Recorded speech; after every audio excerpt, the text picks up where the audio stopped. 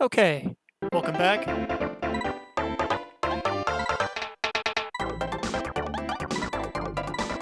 We're going to be doing Super Mario Kart on the Super Nintendo Mini. And last time I did this, I got a gold trophy on a 150cc mushroom class. This time we're going to do it on the Flower Cup. And we're going to do it with Mario. As you can see, I've already got gold on all of them. And I'm doing this on the Super Nintendo Mini. Getting gold on 150cc on Mushroom Flower Star, not too difficult, but on Special, extremely difficult. I had to use the suspend state in order to get that.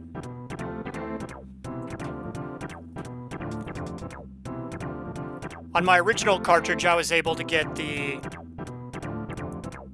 gold trophy on Special Cup. I don't know, probably took me a few weeks. But, you know, back in the mid-90s or whatever, I had the time.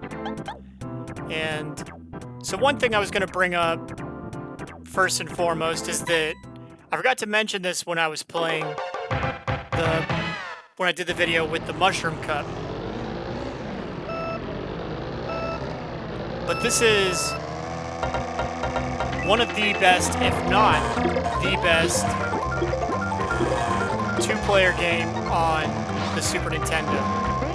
In 1992 or 1993, if you had this game and you had, you know, friends who would come over and play Super Nintendo with you, this was one of the best games to have. Or maybe you had a sibling that was roughly your age that you could play.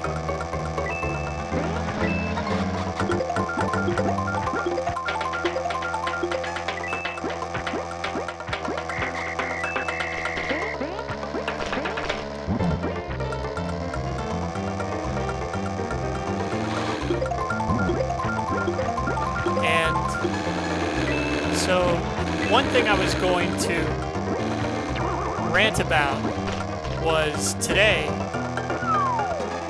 on the Cinemassacre channel. The Cinemassacre channel and Angry Video Game Nerd, they've been going through some really hard times. They've been putting out a lot of very stale and uninspired content. And it's driven a lot of fans away. They've lost a lot of numbers. They have 3.5 million subscribers, but it hasn't really translated into views yet. And some of that is because James Rolfe Cinemassacre partnered with an MCM called Screenwave Media, and they've had a very negative influence on the channel. And he ended up parting ways with the guitar player, Kyle Justin. Also, you know, everyone really liked Bootsy. He hasn't been on the channel in a long time. And the other one, Mike Matei, the big reason for the success of Angry Video Game Nerd is Mike Matei. He hung around for a while, but he's been gone from the channel for, I think, about a year now. And today, James did a video where he... Let's see if I can knock him over the edge. I was trying to knock him over the edge to try and set him behind. Anyway, James Rolfe did a video today where he complained about some of the criticisms he was getting. He was showing off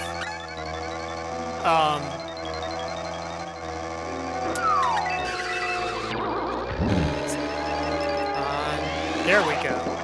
He was showing off his setup with the teleprompter and all of his equipment.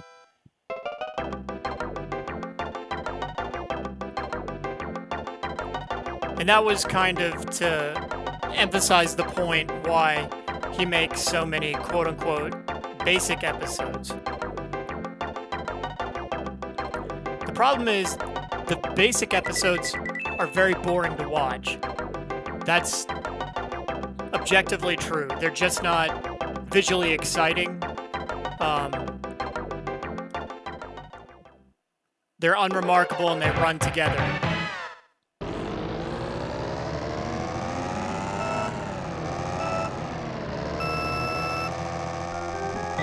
Another problem is it's not just the visual boredom.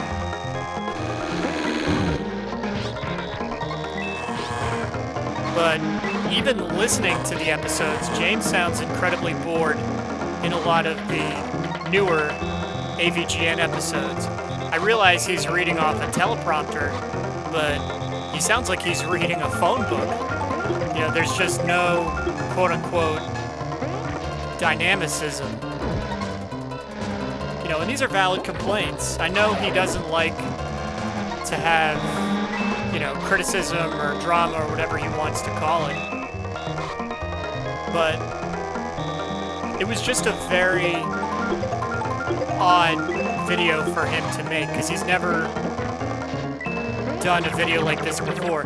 And I was somewhat alarmed because he has done these, update style videos where he talks about, you know, what the channel's doing, you know, projects he has planned.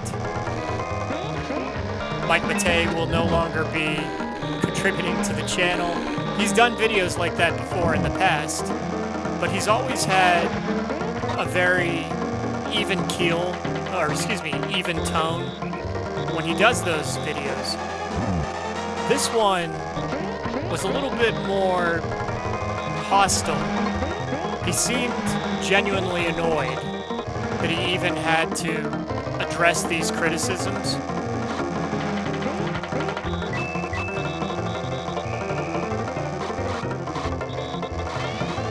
Nice. By the way, let me just state, I apologize if the audio mix is a little off. With my HDMI NES Kevtris and my NES Mini, I've been able to get the audio mix correct, but when I did my Super Castlevania 4 video on the Super Nintendo Mini, some of you said that the audio mix was a little off, that the game audio was drowning out my voice. I apologize if the mix is still kind of off. I've been working with it. I haven't found a fix for it yet. No time.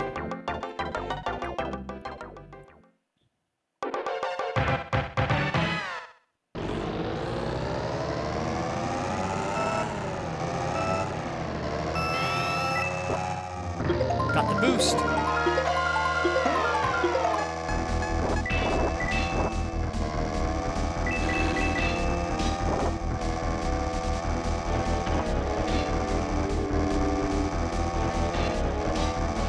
And if we get first place on this race, we can pretty much ice the gold trophy. Anyway, so yeah, I was just kind of alarmed. My suspicion is that James was told by Screenwave that he had to address some of the criticisms, because truthfully, the numbers, you know, AVGN is not doing well with numbers anymore. The fans are giving up on the show, not just, you know, the persons that are criticizing, but, you know, even long-term fans are just, they don't find the content interesting enough to tune into it when it's new anymore. And I can't blame them. I likewise find the content just incredibly boring to, you know, like I said, not just to watch with the same boring camera angle, and to have him confirm that, you know, to make a whole video justifying why he can only use one camera angle, that's It's kind of a tough thing for a fan to have to, you know, comprehend.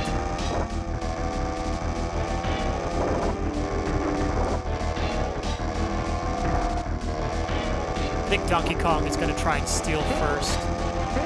Excuse me, Donkey Kong Jr. Oh no, he's way behind.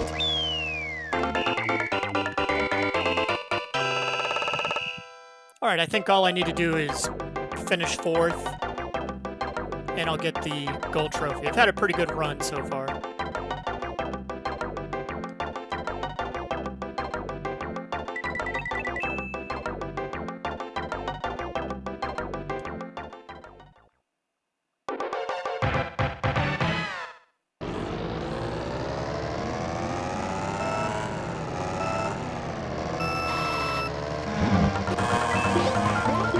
Now, I have my suspicions about what's going on. So the views have fallen. And just to put that in context a little bit, a new AVGN used to do 1.2 million views easy. Now they are struggling. The last AVGN, the last new AVGN, only got...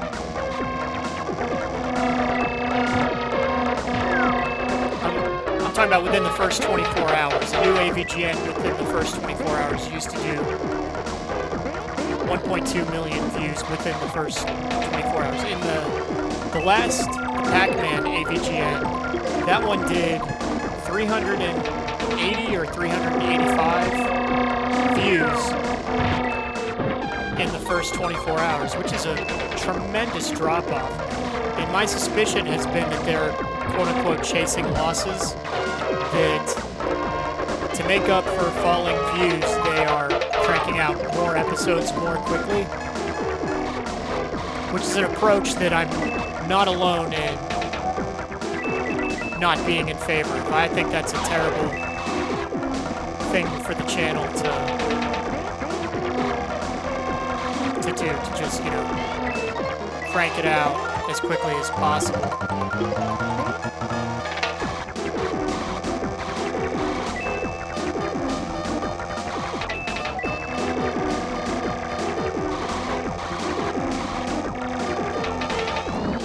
Oh, I missed. That's gonna cost me. I've got to redo this race.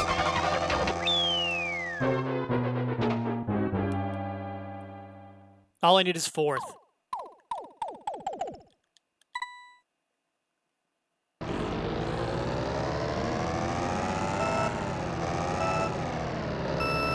It was just a really bad look for James to try and invalidate the criticisms. His other criticism was that people don't like Screen Wave, you know, even though they're helping him out. Well, there's a lot of reasons to dislike Screen Wave. One, because the influence they've had on the channel has been bad, objectively bad. The quality of content has gone down.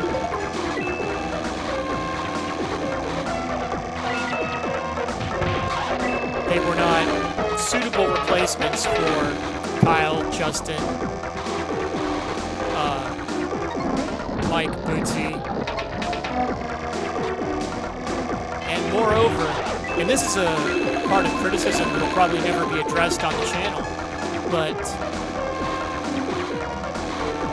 Justin Silverman of Screenwave Media, he's done some pretty terrible things on YouTube in the past, to which, you know, people are well within their rights. He's a big part of the Screenwave company, and people are well within their rights to take one look at the content that Justin Silverman has done and say, there's absolutely no reason why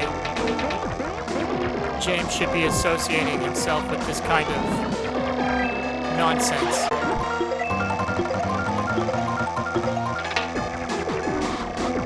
Okay, here's our chance.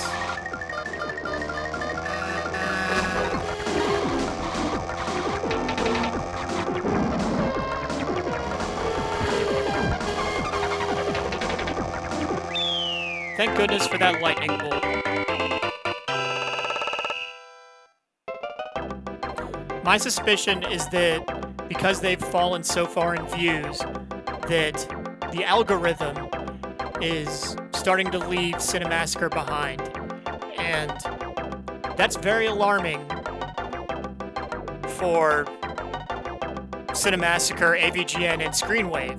If the algorithm is starting to leave them behind, then Screenwave is not doing their job. They seem to be less concerned with, channel management, improving quality of content, things like that. What they do, their sole purpose, and, I've seen Justin talk about it 1,000 times, their concern is to feed their clients into the algorithm to make sure that their clients are properly plugged in and getting prioritized in the YouTube algorithm. And that's not happening. I think, the latest drop-off shows that the algorithm is in fact leaving Cinemassacre behind. So when I see James doing this video where he's getting mad at, some of the common complaints, that tells me that there's a little bit of panic going on. That maybe they're starting to get squeezed a little bit. Maybe sponsors are starting to get a little nervous. I mean, sponsors are interested in channels that are growing and can get you that coveted 18 to 34 demographic. They're not interested in paying big bucks to a failing channel. So, I don't know what to tell you. I'll tell you, I got the gold. That was nice. But it was not a good look for James or Cinemassacre or Screenwave to do this rant where they're basically blaming what is really valid criticism. And I think this may unfortunately go down as a point of no return for James and Cinemassacre. I don't think the views are going to get turned around, not with this silly idea of a podcast. Certainly not with the Rex Viper stuff. That's not going to turn it around. That's some of the most unlikable content the entire channel's ever put out. I don't know what you do.